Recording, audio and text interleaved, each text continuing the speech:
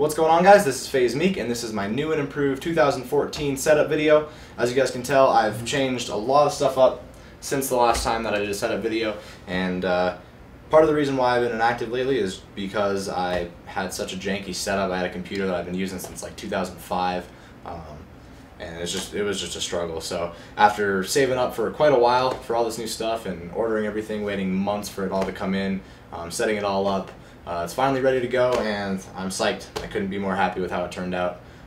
So yeah, I'll show you guys all the details of everything so you guys can see exactly, you know, where I edit, where I game. I'll show you all the specs to my computer and all that stuff, and yeah, that's pretty much it. Hopefully you guys enjoy.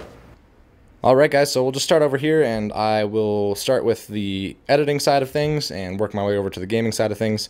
I have everything set up to where I'll be editing on this side of the desk. These two monitors that I have set up for dual monitors right now, as you can see, for dual displays, I actually have had for a while. I didn't buy those new, but before they were just set up to where I was playing Xbox on one and editing on the other, and now I have a monitor, you know, my BenQ dedicated to gaming, but I'll get to that later. For these two, they're nothing really special. They're just two 24-inch Samsungs. I didn't really look for anything too specific, which I should. I'm planning on getting a 4K monitor here eventually for editing, because this one the colors are kind of off, but they work. I have my speakers set up here. They're creative GigaWorks T20, or I forget the exact model number, but they work really well. You have all the controls right here for volume and treble, bass, all that stuff. They give really good sound for just being a 2.0 system. I'm used to having, you know, 5.1, I think. Yeah, 5.1 speakers in my editing setup, and these give almost as good a sound as those. It's more compact, and the bass is actually really good on them, so I recommend those for anyone looking for a compact speaker system. You got my Blue Yeti here for when I do commentaries and stuff like that. You used to hear all sorts of feedback whenever I'd, you know, do commentaries and stuff, because my old computer was really loud. The fan was like off balance, and there wasn't really anything I could do about it. So that was all the feedback that you always heard. My new computer is really quiet though, so it should be perfect. Moving on over to here, you got my Razer keyboard and Razer mouse and my Razer mat that Razer so generously hooked me up with. I have a few things to say about this actually. I never really thought that I would care about a keyboard and a mouse as much as I do now. I literally used like a $5 Logitech mouse and like a $10 Logitech keyboard for years, like for the past like 7 years. And they worked and everything. There was nothing really wrong with them, but it's just a whole different level using Razer products. Like, everything is just so good. I got this keyboard, which for one, I used to not be able to edit at night because you know, my girlfriend would be sleeping, and I couldn't have the lights on. I couldn't see what I was typing, so I'd just get annoyed, or, you know, I couldn't see where any of the keys were. But this is pretty awesome. All the keys light up. You have all sorts of macros and stuff that you can assign. I'll do a separate, you know, breakdown on this as well, on the keyboard and mouse, so you guys can know all the features of that. But it's really nice to have light up keys. Really, really comfortable wrist rest. You can see, you know, the long wrist rest here, because my wrists tend to hurt after a long time of editing. The macros make it really, really easy to edit and all that stuff. So that stuff's pretty cool.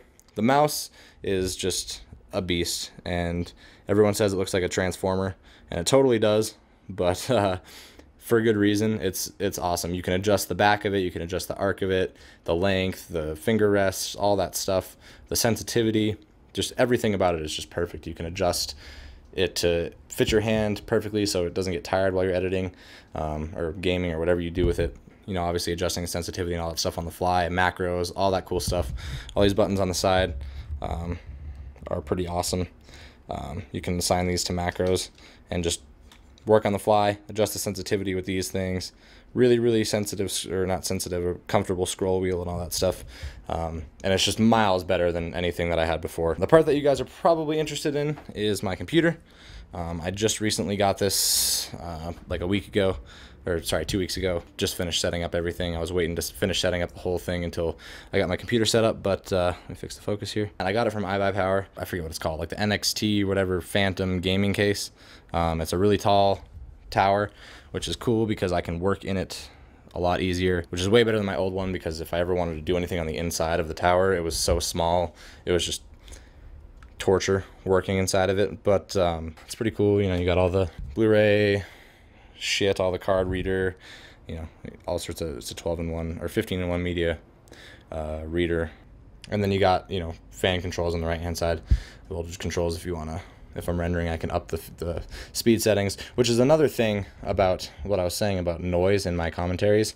If I turn the fans all down, you can't hear anything. It's so quiet, and that's awesome. Usually I have them up just because I like to keep my processor as cool as I can, but yeah. Specs wise, I'll list all these in the description, but I'll say it, you know, what I have off of memory real quick too. It's a GeForce GTX 780 graphics card.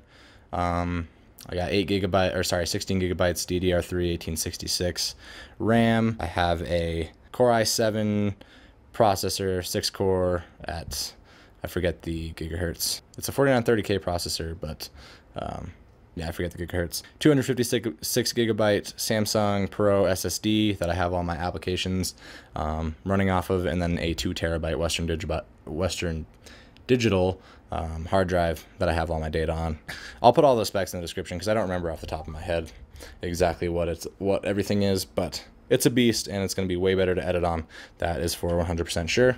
So the gaming section, I got my BenQ monitor, which is a RL 2460 HT. I'll put that in the description as well. It is an amazing monitor. It just came out in April. BenQ is an amazing company. I've never had a monitor that I've been so happy gaming on. You know, it's got all sorts of cool features. You can raise it, lower it, however you want, however high you want, lower it. You can turn it into portrait mode, which I won't do right now, but it's where it's vertical instead of horizontal. Really small base. It's got a you know, headphone holder on the back of it if you want to, you know, not have your Astros or whatever out in the open. And then just the settings, the colors and everything are really, really good on it. I'll turn on my controller here. It's an amazing monitor though, 24 inches as well, and really good price. So I'll put that in the description if you guys want to go pick one of those up. You got your, or sorry, I have my Xbox One, which is just the regular black Xbox One, nothing special about that. I have my Elgato there, which is obviously what I do all my capturing on. It's the best capture card hands down. I'll put that in the description as well. You guys should go pick one of those up for sure. And then my 360. And this thing is old. I've had it for a long time. But yeah, that's pretty much it for that. A lot of you guys asked, oh, I forgot to show you this. My brand new FaZe Scuff that I just got in, which again is an amazing product. Everything Scuff does is just gold, so I'll put that in the description too. Everyone was asking me though about wires, because I have wires. I hate cables so much. So as you can tell, if you're just looking at it normally, all you can see is just one wire, which is the wire that I have to have there.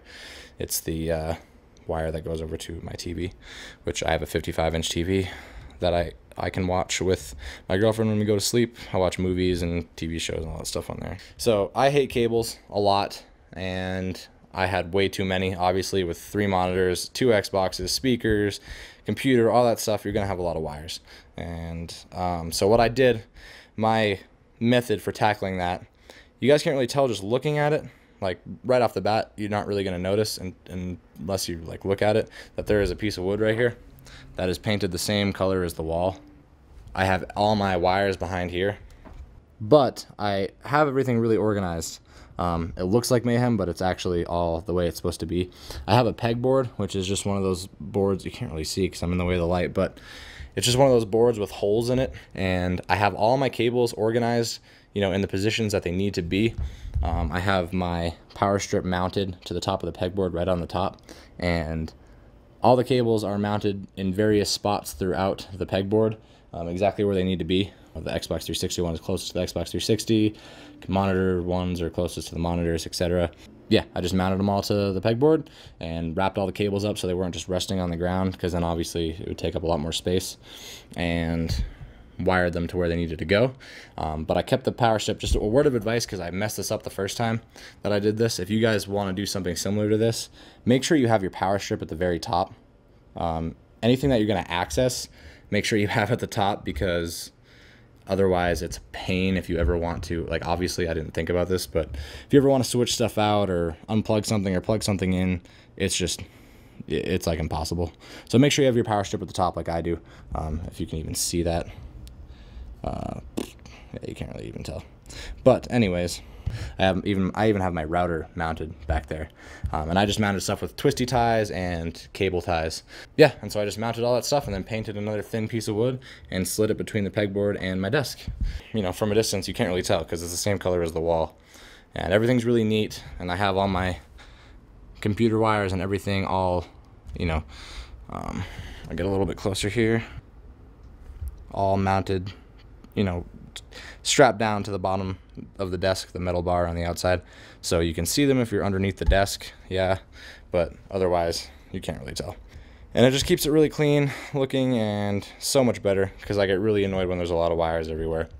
But yeah, that's pretty much it. I'll throw in some shots too of, you know, when it's darker out, because I have these LEDs too on the side of my desk, which I'll put those in the description too. A lot of people were asking about those. You know, these right here, they're just self-adhesive LEDs that I just stuck around the outside of the desk, and they change colors and they're awesome. They come with this little remote right here, so I'll put those in the description and you guys can check those out too. I'll throw in some shots of what those look like because it looks really cool. And I'm going to be doing some individual reviews on all sorts of stuff here, on the Razer stuff and on the BenQ and all that stuff, the scuff, in the future. So look out for those. And my monitor's shut off, which means it's time for me to end this video. Hopefully you guys enjoyed. This is my new setup, and if you have any questions about any specs or model numbers or anything that I forgot to put in the description, make sure you let me know. And sorry for talking your ear off for 4 hours. But yeah, I'll catch you guys in the next video. Thanks for watching.